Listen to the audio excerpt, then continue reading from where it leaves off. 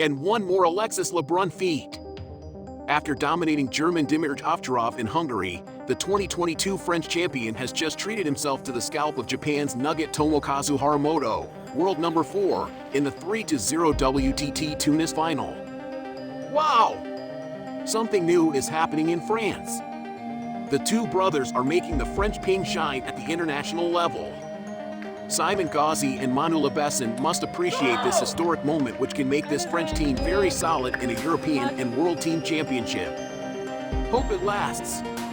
And congratulations again to Alexis. WTT contender DE Tunis, constantly progressing in recent months, Alexis Lebrun has just taken a new step. During the Tunisian tournament, he dominated in the round of 16 the Japanese Tomokazu Harimoto, world number 4 and seeded number 1. Recent champion of France after unbolting Simon Gauzy, Alexis Lebrun continues his ascent. 2 weeks ago, he took part in the prestigious WTT Champions in Budapest. He notably beat former world number 1 Devrim Uner, bronze medalist at the last Olympic Games. This week, he is one of the spearheads of the French delegation at the WTT contender in Tunis.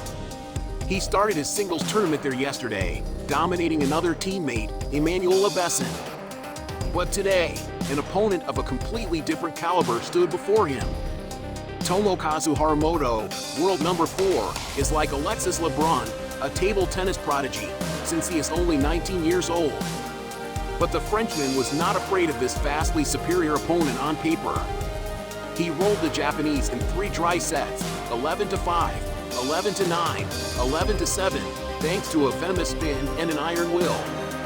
It is the greatest success of the player's career, which confirms his immense talent week after week.